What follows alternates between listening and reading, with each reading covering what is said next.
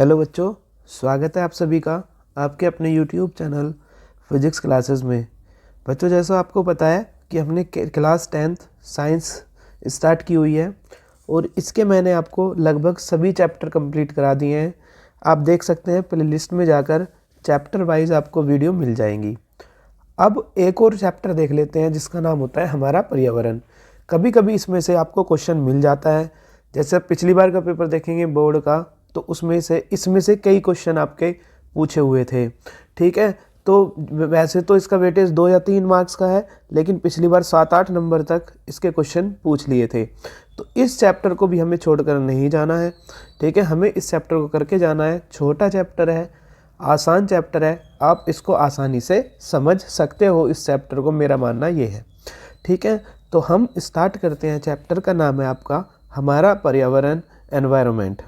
ठीक है, अब इसमें हम क्या क्या देखने वाले हैं, यहाँ पर एक ओवरव्यू दिया हुआ है हमारा पर्यावरण का। उसके घटक देखेंगे, घटक भी कौन से जैविक और कौन से अजैविक घटक देखेंगे। उसके बाद परितंत्र देखेंगे, उत्पादक, उपभोक्ता, अब घटक क्या होते हैं, ये सब चीज़ हम इसमें पढ़ेंगे। ऊर्जा प्रवाह पढ़ेंगे, आहार जाल पढ़ेंगे, आहार श्रृंखला पढ़ेंगे, और इस तरह से हम इन चीज़ों को यहाँ पर देखने वाले हैं। चलिए फिर स्टार्ट करते हैं। सबसे पहले सबसे अच्छी बात तो ये है, आपको ये पता होना चाहिए कि पर्यावरण, आप में से अधिकतर लोग जानते होंगे कि पर्यावरण क्या होता है। पर्यावरण परि प्लस आवरण। पर्यावरण का मतलब क्या होता है, परि प्लस आवरण। परि प्लस आवरण मतलब हमारे चारों ओर उससे जो ढका हुआ है हमें, उसको बोलते हैं हम पर्यावरण। तो हमारे चारों ओर से जो हमें ढका हुआ है, जो हमें ढका हुआ है, उसको क्या बोलते हैं आप, पर्यावरण। अपने आसपास आप बहुत सारी चीज़ें देखते हो, जीव जंतु, पेड़ पौधे, हवा, वायु, पानी, अग्नि, सब किस में आते हैं, पर्यावरण में। ये सब पर्यावरण है, आपके चारों ओर से आपको ढक कर रखते हैं, आवरण की तरह से रखते हैं, और आपकी लाइफ में सबसे ज़्यादा इफ़ेक्ट डालते हैं। इसलिए आपको पर्यावरण के बारे में पढ़ना ज़रूरी हो गया है। आपका जो पर्यावरण है, पर्यावरण का मतलब होता है वह सभी चीज़ें होती हैं जो हमें घेरे रहती हैं। तो जो हम पृथ्वी पर रहते हैं, तो पृथ्वी पर जिस चीज़ों के हम चारों ओर घिरे हुए हैं, उसी को क्या बोलते हैं, पर्यावरण। सभी जैविक और अजैविक घटक शामिल होते हैं। तो पर्यावरण के कितने घटक होते हैं, 2। तो आप लिखेंगे पर्यावरण के घटक। तो पर्यावरण के कितने घटक हैं, 2। पर्यावरण के घटक कौन कौन से, एक तो जैविक घटक और एक अजैविक घटक। ठीक है, एक जैविक घटक और अजैविक घटक क्या होता है अभी पढ़ेंगे। जैविक व अजैविक घटकों के पारस्परिक मेल से परितंत्र बनता है। इसको बोलते हैं इकोसिस्टम। इसी को सबसे पहले टॉपिक में हम पढ़ने वाले हैं कि इकोसिस्टम क्या होता है। कि जो जैविक घटक और अजैविक घटक, उनका जो म्यूचुअल पारस्परिक मेल है, उसी से एक पारितंत्र, एक इकोसिस्टम का निर्माण होता है। एक इकोसिस्टम या पारितंत्र में जीव भोजन के लिए एक दूसरे पर निर्भर रहते हैं, जिससे आहार श्रृंखला व आहार जाल बनते हैं। इसमें क्या होता है कि आप अपने इकोसिस्टम में देखेंगे कि एक जीव भोजन के लिए दूसरे जीव पर निर्भर होता है। जैसे आपको पता है कि सबसे ऊपर आपके उत्पादक आते हैं जो अपना भोजन स्वयं बनाते हैं, जैसे कि हरे पेड़ पौधे। अब हरे पेड़ पौधे पर शाकाहारी जो होते हैं वो आश्रित हैं। शाकाहारी क्या करते हैं, पेड़ पौधों को खाते हैं। अब जो मांसाहारी हैं वो शाकाहारी पर निर्भर हैं। और बाद में सब अपघटक, आप समझते होंगे कि अपघटक क्या होता है, नहीं समझते तो आगे आएगा। ठीक है, तो सभी के सभी जीव एक दूसरे पर निर्भर है। एक श्रृंखला बन जाती है आहार की, फूड की एक चैन बन जाती है, फूड वेब बन जाता है, जो इसमें शामिल होते हैं। सब के बारे में हम पढ़ेंगे। मनुष्यों की गतिविधियों के कारण हमारे पर्यावरण में गिरावट आ रही है। आप देख रहे हो कि अर्बनाइजेशन इतना ज़्यादा हो रहा है, इतना ज़्यादा शहरीकरण हो रहा है कि पेड़ पौधे काटे जा रहे हैं, जिससे जीव जंतु भी कम होते जा रहे हैं। तो क्या हो रहा है, हमारी गतिविधियों के कारण मनुष्य की गतिविधियों के कारण जो पर्यावरण है उस पर्यावरण में लगातार गिरावट आ रही है, वह समस्याएं उत्पन्न हो रही है, जैसे ओजोन परत का ह्रास व कचरे का निपटान। तो हमारे द्वारा इतना ज़्यादा कचरा उत्पन्न किया जा रहा है कि उसका निपटान करना एक बहुत बढ़िया समस्या हो गई है। आप देखोगे जगह जगह पर आपको ढेर लगे हुए दिख जाएंगे जैसे पॉलीथीन के, और पॉलीथीन को आप कितने भी मशीन कितने भी प्रोसेस से गुजार लो, उसको पूर्ण रूप से आप नष्ट नहीं कर सकते। ओजोन परत का नाश भी इसी के कारण हो रहा है। इस ओजोन परत क्या होती है? सूर्य से आने वाली जो पराबैंगनी किरणें होती हैं उनसे हमारी रक्षा करती है, क्योंकि वो हमारे शरीर पर पड़ेगी तो बहुत ज़्यादा क्या डालती हैं? इफेक्ट डालती हैं। तो उनसे बचाती है कौन? ओजोन परत। अब इसमें देखते हैं हम पारितंत्र, इसको इंग्लिश में बोलते हैं इकोसिस्टम। यहाँ से आपका चैप्टर स्टार्ट होता है, ये है आपका इकोसिस्टम। पारितंत्र या इकोसिस्टम क्या होता है ये आपको पढ़ना है कि इकोसिस्टम बोलते किसे हैं। देखिए इकोसिस्टम, पारितंत्र, परिभाषा क्या होती है? एक क्षेत्र के सभी जैविक व अजैविक घटक मिलकर एक पारितंत्र का निर्माण करते हैं। पारितंत्र के अंदर जीव जंतु भी आते हैं, वर्षा, वायु, मृदा आदि ये भी आते हैं। मतलब जो जैविक हैं और जो अजैविक हैं दोनों आपके पारितंत्र के अंतर्गत आएंगे। तो एक क्षेत्र के अंतर्गत जो जैविक और अजैविक घटक है वो मिलकर पारितंत्र का क्या करते हैं? निर्माण करते हैं। इसलिए पारितंत्र जैविक जीवित जीव व अजैविक घटक जैसे ताप, वर्षा, वायु, मृदा आदि से मिलकर बनता है। तो जैविक का मतलब जैसे पेड़ पौधे हो गया, जीव जंतु हो गए, ये सब आपके जैविक घटक में आएंगे। और अजैविक घटक जो जीवित नहीं, जैसे ताप, वर्षा, वायु, मिट्टी, इन सब से मिलकर आपका क्या बनता है? पारितंत्र। तो पारितंत्र क्या है? आप अपने आसपास जो भी देखते हो वो सब क्या है? पारितंत्र है। ठीक है। अब पारितंत्र के प्रकार, पारितंत्र कितने प्रकार के होते हैं? दो। कितने प्रकार के? दो। एक पारितंत्र होता है जो प्रकृति में विद्यमान होता है, जो आपको नेचर में विद्यमान होता है, उसको बोलते हैं आप प्राकृतिक पारितंत्र। जैसे जंगल, क्या जंगल मनुष्य ने बनाया है? आंसर नहीं, मनुष्य तो जंगल के पीछे पड़ा हुआ है, उसको नष्ट करने पर लगा हुआ है। क्या सागर मनुष्य ने बनाए हैं? नहीं। किसने बनाए हैं? प्रकृति ने बनाए हैं। क्या झील मनुष्य ने बनाई है? आंसर है नहीं। तो ये सब आपके क्या है? प्राकृतिक पारितंत्र हैं, ये प्रकृति में विद्यमान है। और कुछ पारितंत्र ऐसे होंगे जो मानव ने निर्मित किए हुए हैं, उसे क्या बोलते हैं? मानव निर्मित पारितंत्र। जैसे खेत, खेत हमारे द्वारा बनाए गए हैं। जलाशय, जल के बहुत बड़े बड़े हमने क्या कर दिए, जैसे कुआं हो गया आपका, ट्यूबवेल हो गई, ये सब। उसके बाद बगीचा, बगीचा भी हमारे द्वारा बनाया गया है, उसकी देखभाल हम करते हैं। ठीक है। तो कुछ पारितंत्र जो प्रकृति में विद्यमान है उसे बोलते हैं प्राकृतिक पारितंत्र, और जो मानव निर्मित है उसको बोलते हैं खेत, जलाशय या बगीचा। क्या बोलते हैं? खेत, जलाशय या बगीचा। उसके बाद देखेंगे पारितंत्र के घटक। तो अभी मैंने आपको बताया पारितंत्र के दो घटक होते हैं, एक अजैविक और एक जैविक। जैविक घटक के अंदर क्या आते हैं? पेड़ पौधे जो जीवित होते हैं, और जानवर। पेड़ पौधे और क्या आते हैं? जानवर। और अजैविक घटक में जो जीवित नहीं होते, जैसे हवा, जल, भूमि, ये सब किस में आते हैं? अजैविक घटक में। अब जैविक घटक में जो होते हैं पौधे और जानवर। अब आप इसमें देखेंगे कि जो जैविक घटक हैं, पौधे, जानवर, तीन प्रकार के ये होंगे। एक उत्पादक जिसको प्रोड्यूसर भी बोलते हैं, एक उपभोक्ता। उत्पादक कौन होंगे?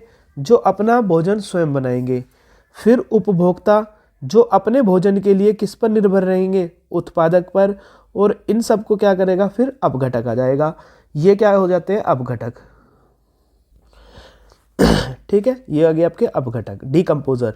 उसके बाद आप देखेंगे जो उपभोक्ता होंगे, एक शाकाहारी होंगे जो केवल पेड़ पौधों पर निर्भर होंगे, एक मांसाहारी होंगे, ठीक है, ये जीवों पर भी निर्भर होते हैं, और एक सर्वाहारी होते हैं जो दोनों पर निर्भर होते हैं, और एक होते हैं परजीवी जो दूसरे के शरीर से क्या करते हैं? भोजन प्राप्त करते हैं।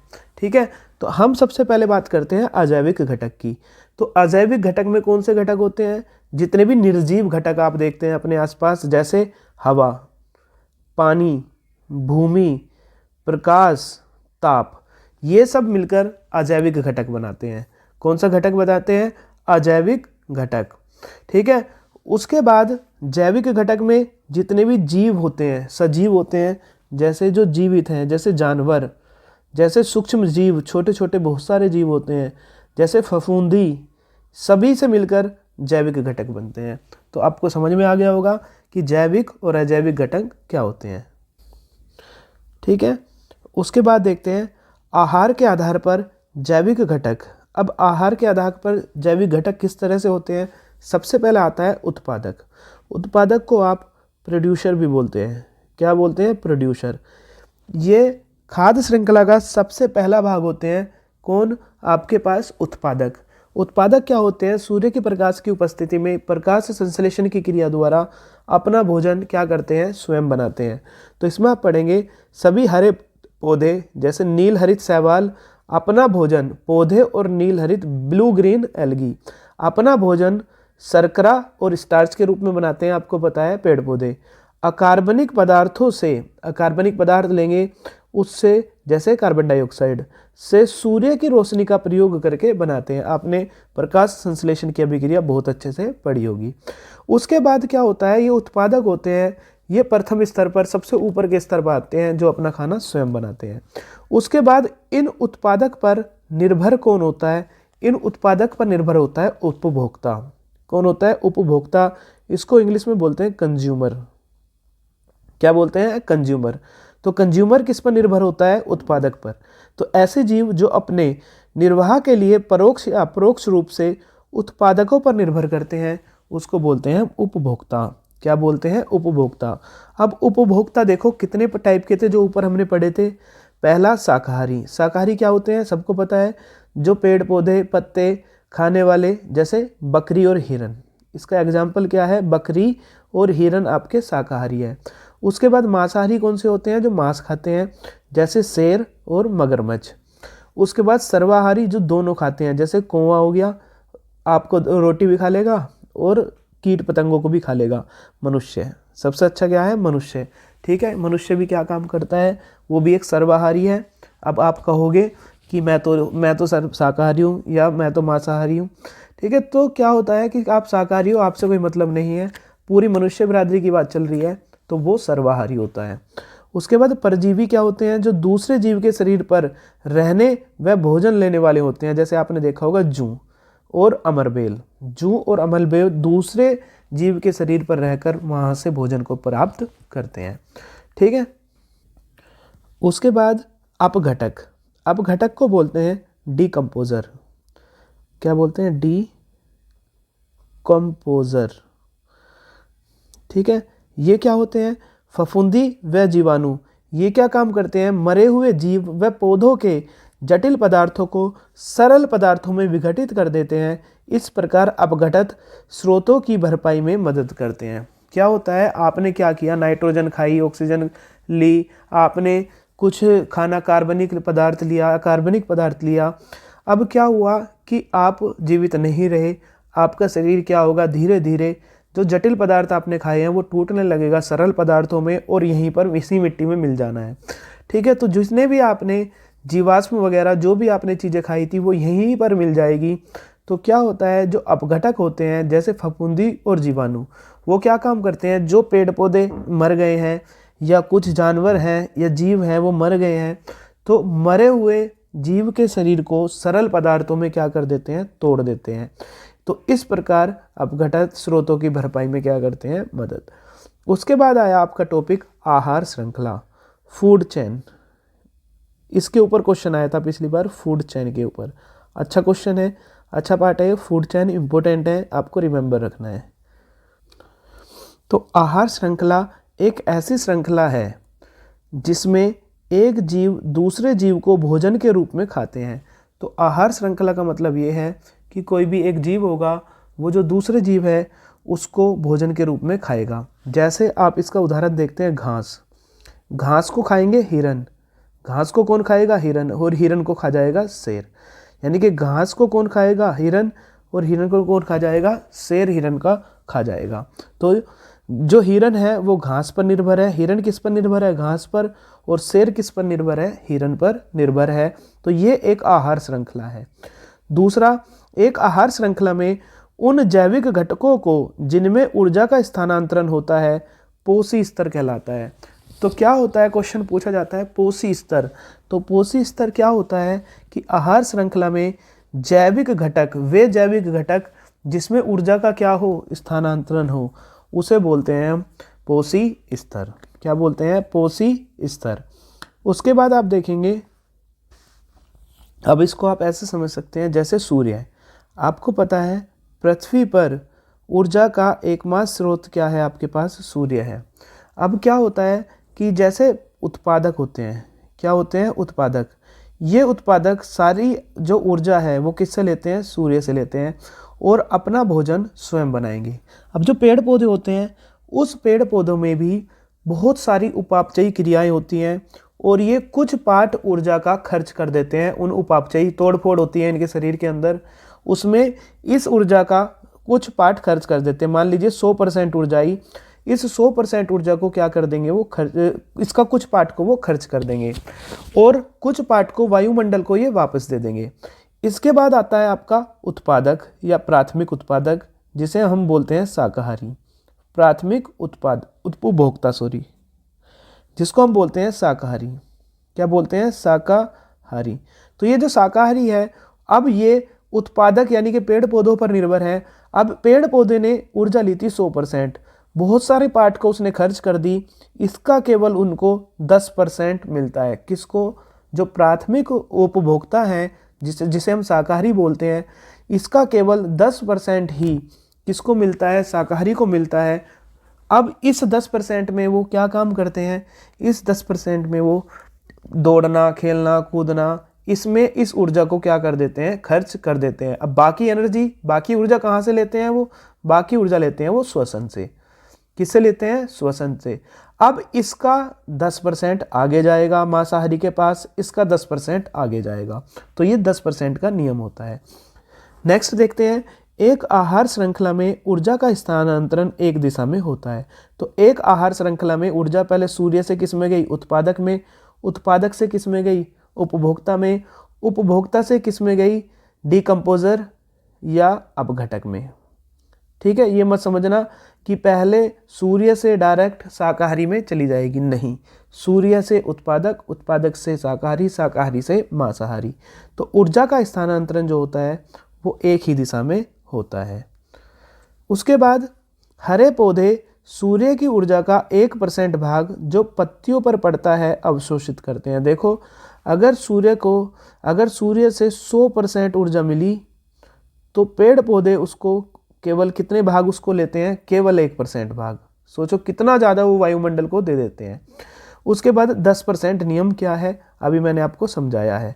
पढ़ते हैं, एक पोषी स्तर से दूसरे पोषी स्तर में केवल 10% ऊर्जा का स्थानांतरण होता है। अभी मैंने बताया 100 आई थी अगर, तो उत्पादक इसको 10% देगा शाकाहारी को, शाकाहारी मांसाहारी को 10% यानी कि 1 देगा, और इस तरह से 10% का नियम बनता है। जबकि 90% ऊर्जा वर्तमान पोषी स्तर में जैव क्रियाओं में उपयोग होती है और मुख्यतः ऊर्जा का पर्यावरण में ह्रास होता है। तो अभी मैंने 10% का नियम आपको समझा दिया, ठीक है।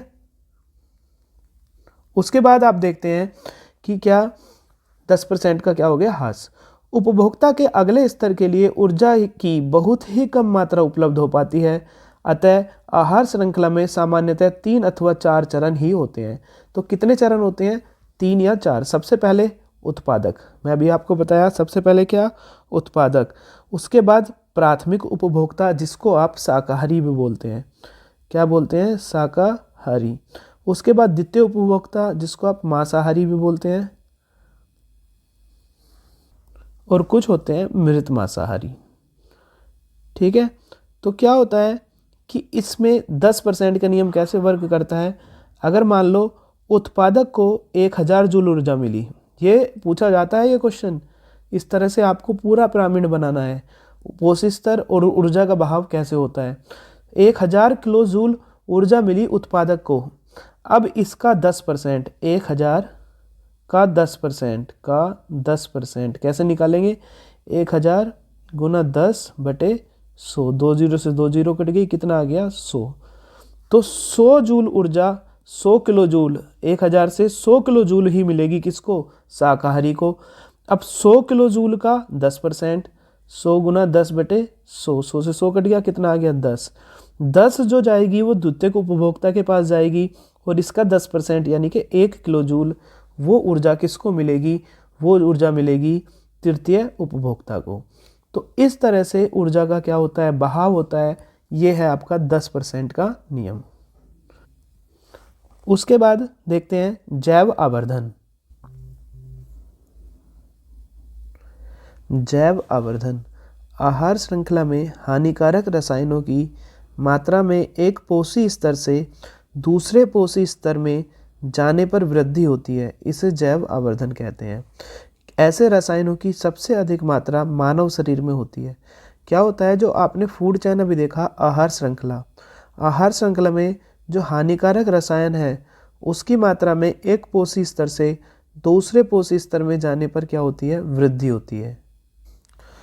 कुछ जो आपके नॉन बायोडिग्रेडेबल होते हैं, मतलब कुछ जो अजैव निम्नीकरण होते हैं, जो जैविक विधि से टूट नहीं पाते हैं, जैसे पॉलीथीन वगैरह, वो क्या होता है? पौधों के द्वारा जल के साथ जो मिट्टी होती है, मिट्टी से अवशोषित कर लिए जाते हैं।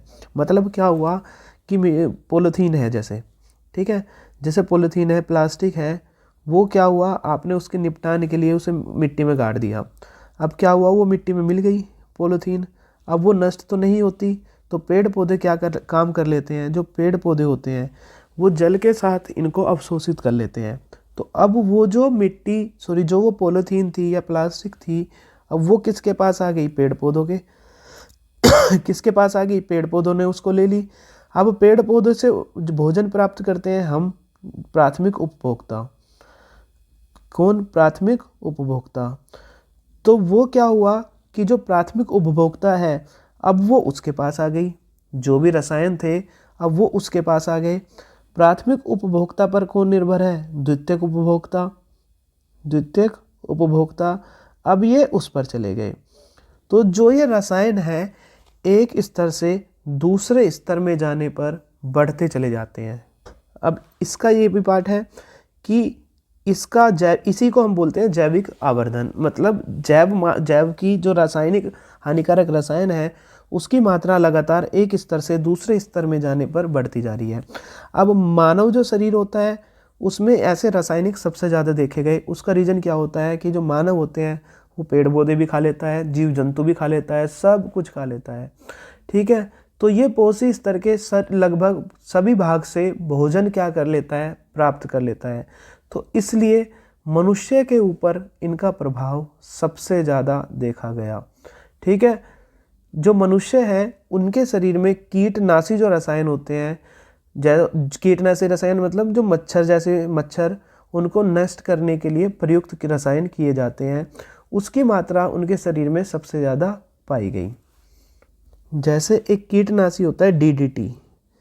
क्या होता है? एक कीटनाशी होता है DDT। सबसे पहले अगर ये जल में था, जल में इसकी मात्रा केवल कितनी थी? 0.003। अब क्या हुआ कि अब ये चला गया पादक प्लवक के पास।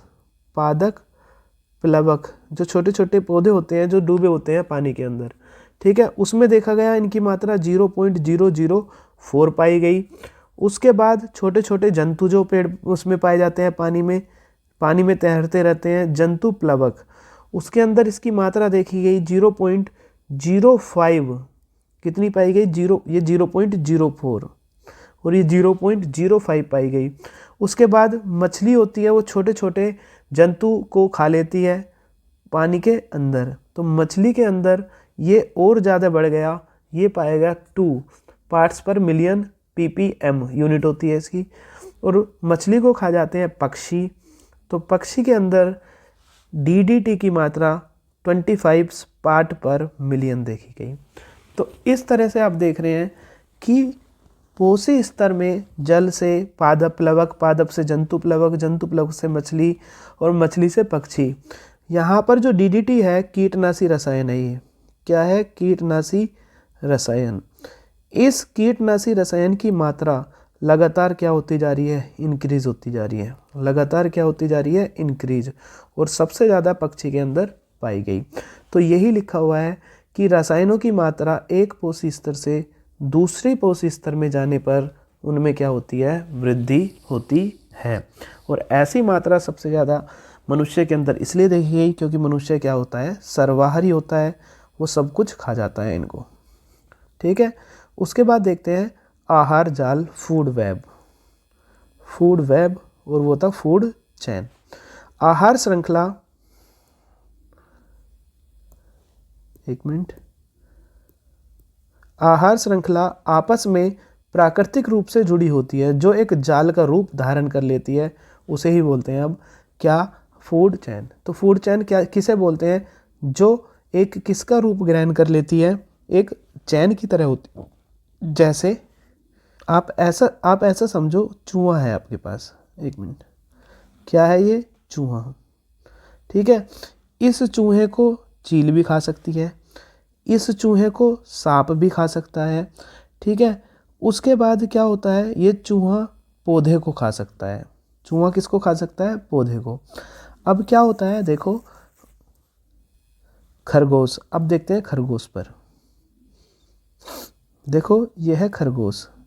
ठीक है, खरगोश को चील भी खा सकती है, खरगोश को लोमड़ी भी खा सकती है, और खरगोश पौधे को भी खा सकता है। यानी कि पौधा किसके द्वारा खाया जा सकता है? चूहे के भी, खरगोश के भी। आप इस तरह से बोल सकते हो कि जो आपके पास, एक मिनट, जो आपके पास पौधा है वो पौधा खरगोश के द्वारा खाया जा सकता है, या तिलचिट्टा के, या फिर चूहे के। उसी तरह से पौधा आप यहाँ पर देख सकते हो, चील किसको खाती है? सांप को, सांप मेंढक को, मेंढक तिलचिट्टे को, तिलचिट्टा पौधे को। तो इस तरह से आपकी बहुत सारी यहाँ पर एक चैन सी फैल गई।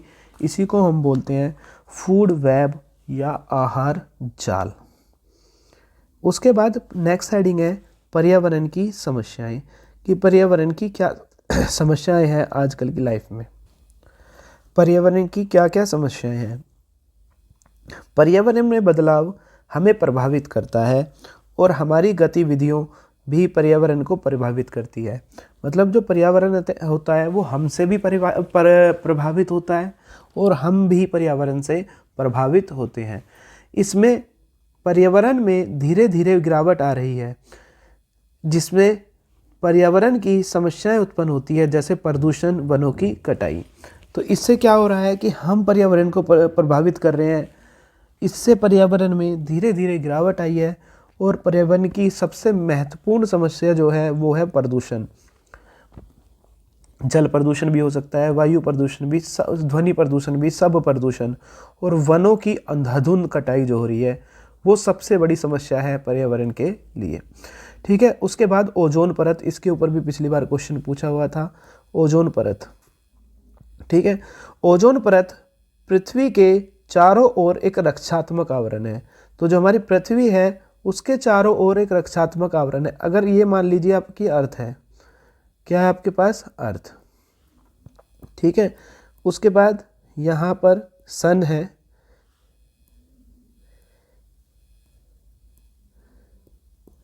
ये सन है। ठीक है, अब क्या होता है, ये जो सन है, सन से लाइट रेज आती है, यूवी लाइट रेज। ठीक है, तो उसमें क्या होता है, देखो पढ़ लो एक बार। सूर्य, जो कि सूर्य के हानिकारक पराबैंगनी प्रकाश यानी कि अल्ट्रावायलेट रेज को अवशोषित कर लेती है। इस प्रकार से यह जीवों की स्वास्थ्य संबंधी हानियां, जैसे क्या हो सकता है? त्वचा कैंसर हो सकता है, मोतियाबिंद हो सकता है, कमजोर परिरक्षा तंत्र हो सकता है, और पौधों का नाश आदि से क्या करती है? रक्षा करती है। तो समझो क्या होता है कि जो सूर्य है उससे जो प्रकाश की किरणें आ रही है, वो प्रकाश की किरणें, उसके अंदर पराबैंगनी प्रकाश भी आ रहा है। कौन सा? पराबैंगनी, यानी कि यूवी रेज। अब ये यूवी रेज होती है, ये हमारे लिए हानिकारक है। अब इनको रोकने के लिए कुछ इसके चारों ओर लेयर चाहिए होती थी। तो ये लेयर हमें मिली किसके रूप में, ओजोन परत के रूप में। तो ये क्या है, ओजोन परत है। ये ओजोन परत क्या काम करती है कि सूर्य से जो अल्ट्रावायलेट रेज आ रही हैं उसको क्या कर लेती है, अवशोषित कर लेती है, और यहाँ पर जो प्रकाश पहुँचता है पृथ्वी पर वो यूवी मुक्त होता है, मतलब उसमें पराबैंगनी प्रकाश नहीं होता, ठीक है, या जो हमें नुकसान पहुंचाता है उसको अवशोषित कर लेती है। वर्तमान में हमें ये भी देखा गया कि इस ओजोन परत में इसकी मोटाई को डोप्सन में नापते हैं, तो इसकी जो मोटाई है उसमें छिद्र हो रहा था इस प्रदूषण की वजह से और पर्यावरण की समस्या की वजह से, जिससे कि ये किरणें सीधे सीधे पृथ्वी की सतह पर आ रही थी। और ये पृथ्वी की सतह पर इन प्रकाश किरणों का आने का मतलब ये था कि ये जो प्रकाश किरणें हैं, ये प्रकाश किरणें बहुत सारे रोग, त्वचा रोग में स्किन जो डिजीज़ होती हैं जैसे, उसके बाद कुछ रोग, कैंसर सबसे मेन इसका क्या होता है, कैंसर सबसे ज़्यादा होता है इसके कारण पराबैंगनी रेज के, मोतियाबिंद, आँखों की बीमारी, कमज़ोर परिरक्षा तंत्र, आपकी जो इम्यूनिटी सिस्टम है वो बहुत ज़्यादा कमज़ोर कर देगा और पौधों का नाश कर देगा। अब आप कहोगे पौधों का नाश हुआ तो क्या हो गया, ठीक है, पौधों के नाश से ही हम जिंदा हैं, पौधों से ही हम जिंदा हैं। अगर पौधे नहीं होते तो क्या हम जीवित रह पाते, नहीं। तो हम जो प्राथमिक उपभोक्ता हैं वो उत्पादक पर निर्भर होते हैं, और उत्पादक ही नहीं रहेगा तो हमें भोजन कहाँ से प्राप्त होगा, और भोजन नहीं मिलेगा तो हमें जीवित रहने के लिए एनर्जी, ऊर्जा कहाँ से मिलेगी, और ऊर्जा नहीं होगी तो हमारा शरीर श्वसन कैसे करेगा, और श्वसन नहीं करेगा तो हम जीवित नहीं रह पाएंगे, ठीक है। तो मुख्य रूप से ओजोन परत समताप मंडल में पाई जाती है। तो जो ये ओजोन परत है पृथ्वी के वायुमंडल के कुछ भाग हैं, क्षोभ मंडल, समताप मंडल, मध्य मंडल, बहिर्मंडल। तो ये किस में पाई जाती है, ये आपकी पाई जाएगी किस में, समताप मंडल में, जो हमारे वायुमंडल का हिस्सा है। ज़मीनी स्तर पर ओजोन एक घातक जहर है। ओजोन क्या है, एक घातक जहर है। उसके बाद ओजोन का निर्माण कैसे होता है, ओजोन का निर्माण निम्न प्रकाश रासायनिक क्रिया के परिणाम है। क्या होता है, जो ऑक्सीजन होती है, ऑक्सीजन तो है ही, ऑक्सीजन क्या होता है, पराबैंगनी विकिरण, मतलब जब पराबैंगनी विकिरण ऑक्सीजन पर पड़ता है, आप इसको ऐसे बना सकते हैं, तो क्या होता है कि जो ऑक्सीजन है वो दो अणुओं में टूट जाता है, नवजात ऑक्सीजन आप इसको कह सकते हैं, O+O, दो अणुओं में टूट गया। अब ये ऑक्सीजन है, इस ऑक्सीजन के एक अणु से मिली और क्या बनाई, ओजोन। तो ओजोन का सूत्र क्या होता है, O3। तो O3 क्या है आपके पास, ओजोन है, ठीक है। तो मैंने अभी बताया ओजोन परत का ह्रास वही आ गया कि उसमें क्या हुआ है, छिद्र। 1985 में पहली बार अंटार्कटिका में ओजोन परत की मोटाई में कमी देखी गई, जिसे ओजोन छिद्र के नाम से जाना जाता है। तो कहाँ देखी गई थी, अंटार्कटिका में।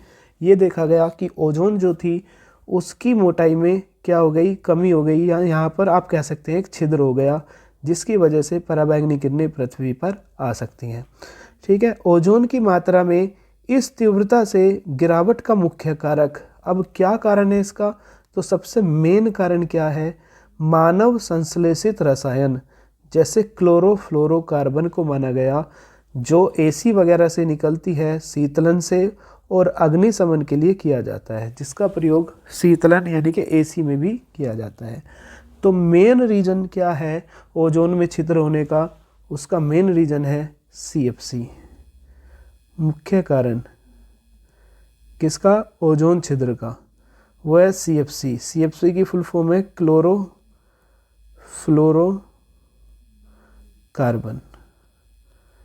क्लोरोफ्लोरोकार्बन इसका मुख्य क्या है, कारण है।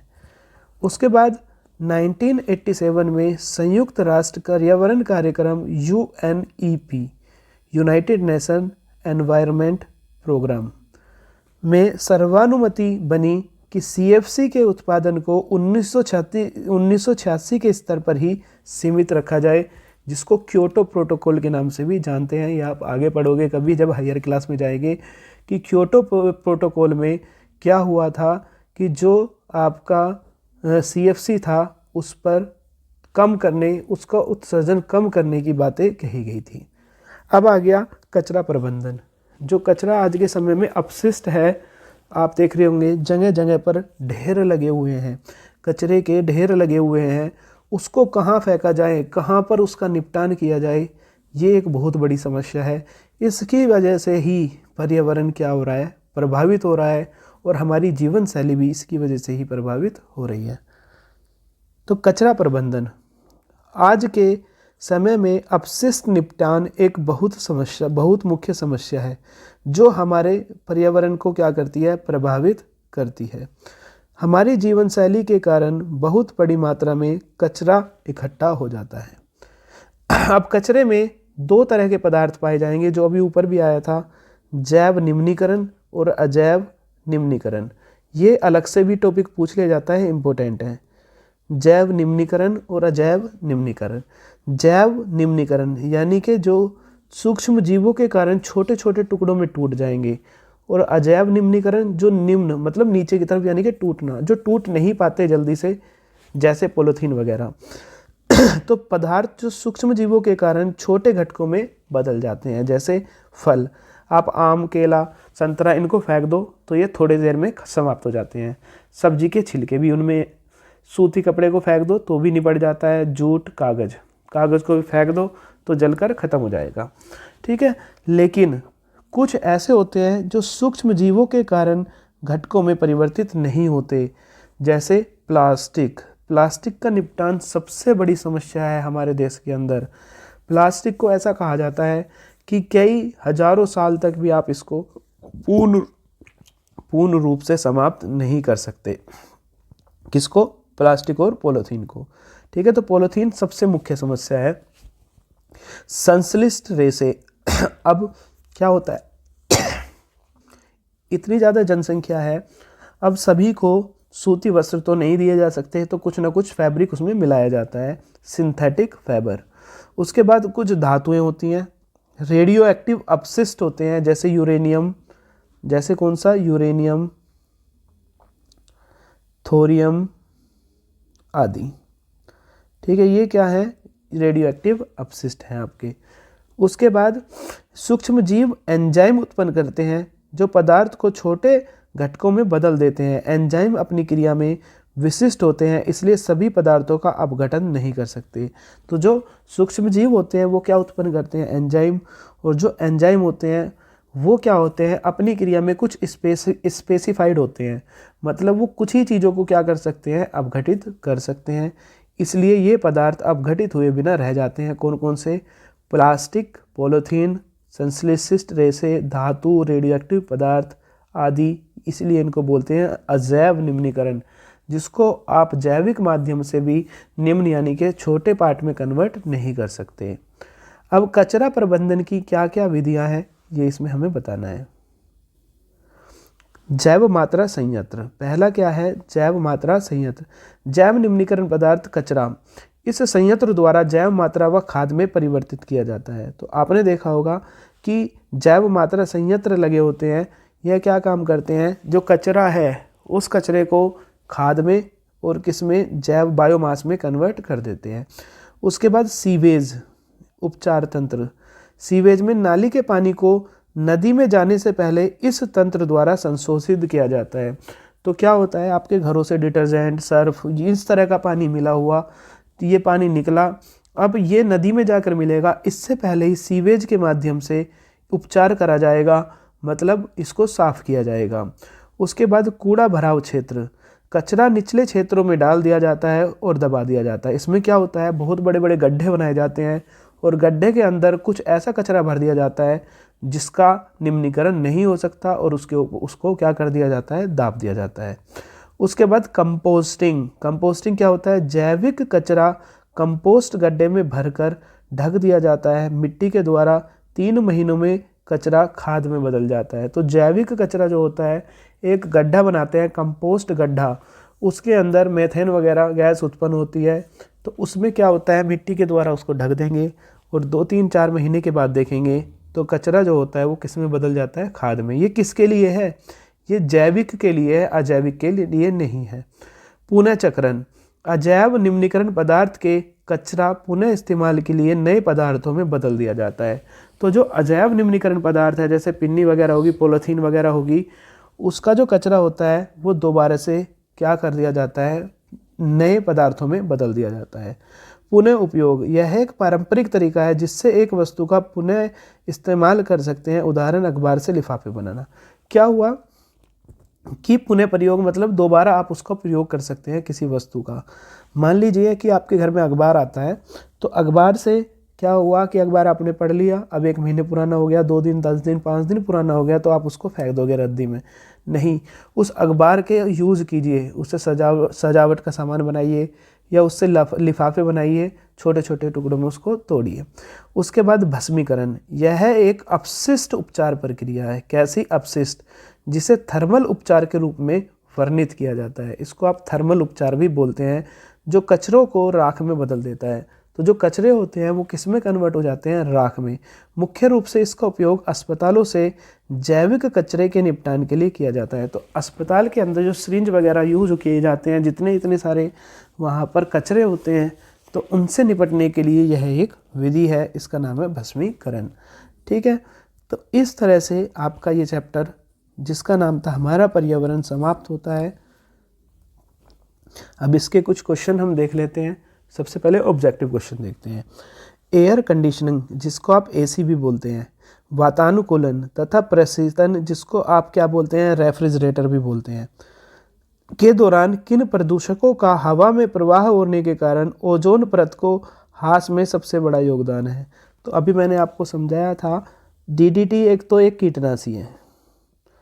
ठीक है, तो क्या होता है, क्लोरोफ्लोरोकार्बन सबसे ज़्यादा मेन होती है किसके लिए? ओजोन परत में ह्रास जो हो रहा है, ओजोन परत के ह्रास के लिए क्या होती है? सबसे ज़्यादा उत्तरदायी होती है। और जो रेफ्रिजरेटर और जो आपका एसी है उसके अंदर से ये निकलती है। ठीक है, कौन सी? CFC, chlorofluorocarbon.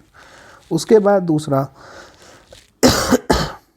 हरे पौधों की पत्तियों पर गिरने वाली सूर्य ऊर्जा का कितना प्रतिशत पौधों द्वारा प्रकाश संश्लेषण की प्रक्रिया में उपयोग किया जाता है और भोजन की ऊर्जा के रूप में संग्रहित किया जाता है? तो मैंने आपको भी ऊपर पढ़ाया था, बहुत अच्छा था ये, कि पौधे जो होते हैं सूर्य की ऊर्जा का केवल 1% भाग ही क्या करते हैं? अवशोषित करते हैं। तो केवल कितने % भाग करेंगे? 1%। ठीक है, तो केवल 1%, 99% वो वापस किसको दे देते हैं? वायुमंडल को। ठीक है, उसके बाद किसी भी पारितंत्र में ऊर्जा का प्रवाह किस तरह होता है? तो ये भी हमने पढ़ा है। किसी भी पारितंत्र में ऊर्जा का प्रवाह सबसे पहले उत्पादक से ऊर्जा जाएगी प्रथम उपभोक्ता में, जो किसको खाएंगे? उत्पादक को। प्रथम उपभोक्ता से जाएगी द्वितीयक उपभोक्ता में, जो किसको खाएंगे? प्राथमिक उपभोक्ता को। और तीसरा तृतीयक उपभोक्ता में, जो किसको खाएंगे? द्वितीयक उपभोक्ता को। ठीक है, तो ऊर्जा का स्थानांतरण इस तरह से होता है। तो एक चक्रीय मार्ग होता है, ये एक मार्ग ही होता है, चक्रीय नहीं। चक्रीय का मतलब फिर ऐसे नहीं, कैसे होता है? एक मार्गी। उसके बाद यदि खाद्य श्रृंखला में तृतीयक उपभोक्ता में 10 जूल ऊर्जा का स्थानांतरण हुआ है, तो तृतीयक में कितना हुआ है? 10 जूल। तो प्राथमिक उपभोक्ता में कितनी ऊर्जा उपलब्ध थी? देखिए, प्राथमिक में देखो, प्राथमिक, सेकेंडरी, और इसने कहा है तृतीयक में। ठीक है, तो इसमें 10 जूल है, तो इसका 10% आया होगा, केवल 100 का 10% आया होगा। और इसमें 1000 का कितना आया होगा? 10% आया होगा। ठीक है, 1000 का 10% 100, 100 का 10% 10।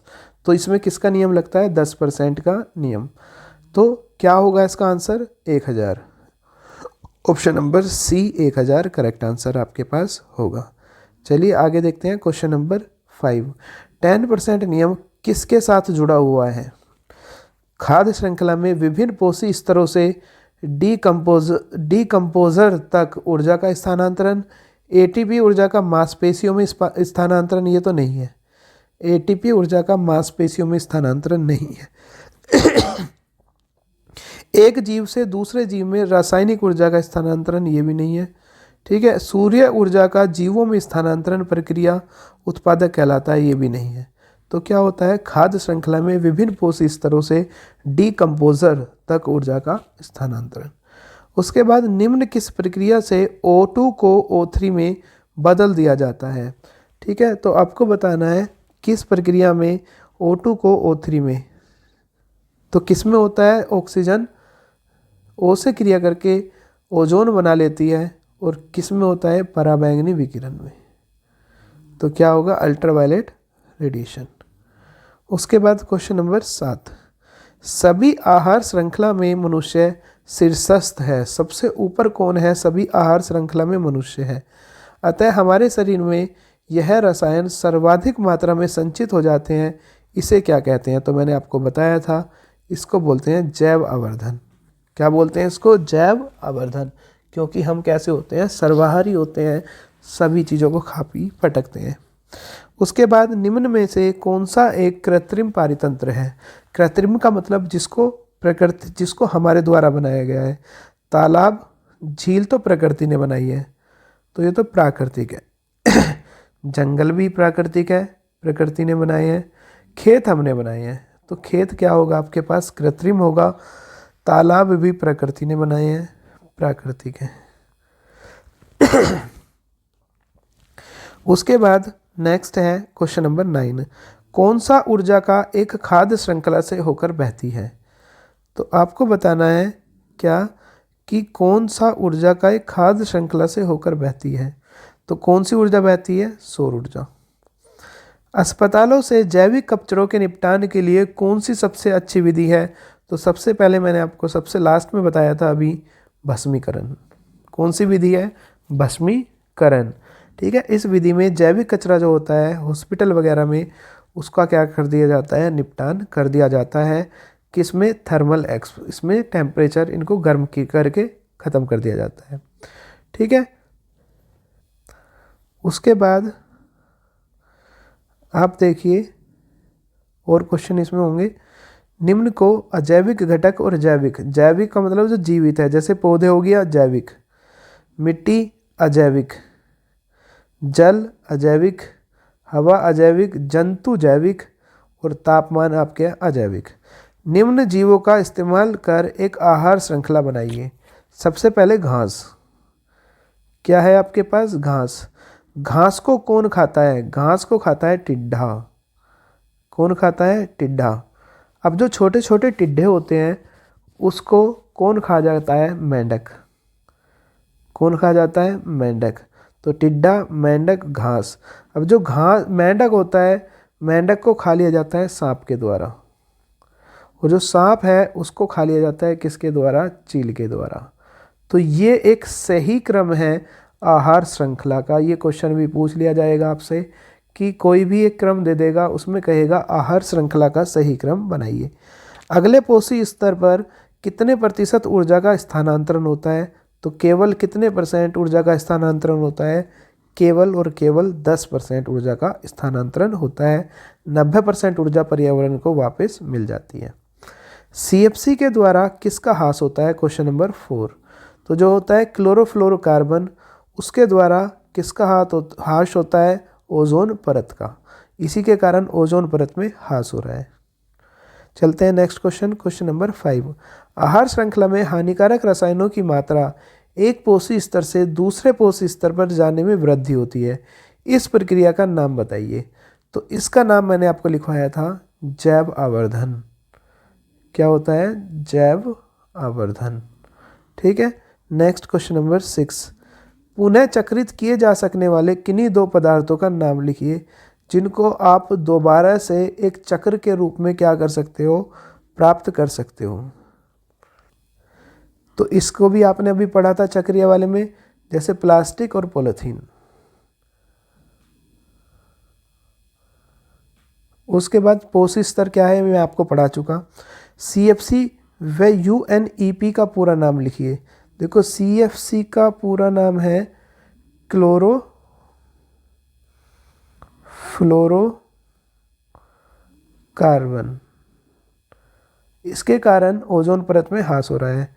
और UNEP एक संस्था है, क्योटो प्रोटोकॉल, इसमें ओजोन परत सॉरी जो ओजोन थी उसकी मात्रा को बढ़ने से बचाया गया था। तो UNP क्या है? यूनाइटेड नेशन, संयुक्त राष्ट्र पर्यावरण यानी कि एनवायरनमेंट प्रोग्राम, कार्यक्रम। ठीक है, ये इसकी क्या है? फुल फॉर्म है। उसके बाद उन विकिरण का नाम लिखिए जो ओजोन परत द्वारा अवशोषित होते हैं। उन विकिरण का नाम लिखिए जो ओजोन परत द्वारा अवशोषित होते हैं। तो कौन से विकिरण होते हैं वो? पराबैंगनी या अल्ट्रावायलेट। उसके बाद द्वितीयक उपभोक्ता और तृतीयक उपभोक्ता में से ज़्यादा ऊर्जा किसे प्राप्त होती है? तो ज़्यादा ऊर्जा किसको मिलेगी? द्वितीयक को। तीसरे को मिलेगी इसका केवल 10%। पर्यावरण की कार्यात्मक इकाई क्या है? तो पर्यावरण की कार्यात्मक इकाई को इकोसिस्टम बोलते हैं। पारिस्थितिकी तंत्र, क्या बोलते हैं? पारिस्थितिकी तंत्र। उसके बाद निम्न में से कौन सा जैव निम्नीकरण नहीं है? मतलब वो पूछ रहा है कौन सा अजैव निम्नीकरण है। अजैव, अजैव का मतलब जो जीव जंतु नहीं है, जो जीवित नहीं है। ऊन है, बिल्कुल है। सीसा भी है, चांदी का वर्ग भी है, चमड़ा भी है।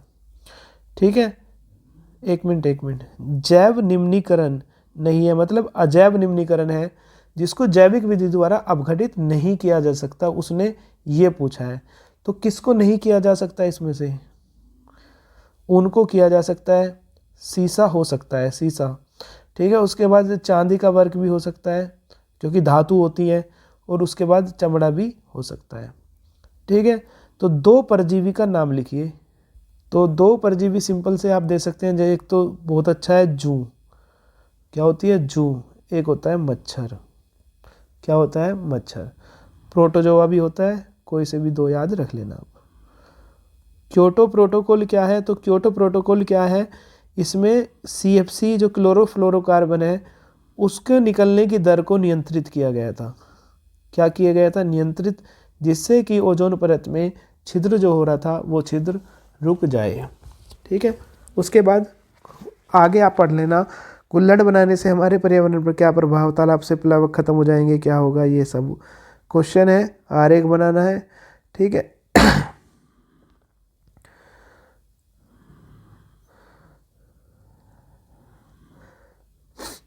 तो ये इसके क्वेश्चन हैं, आप कर सकते हैं।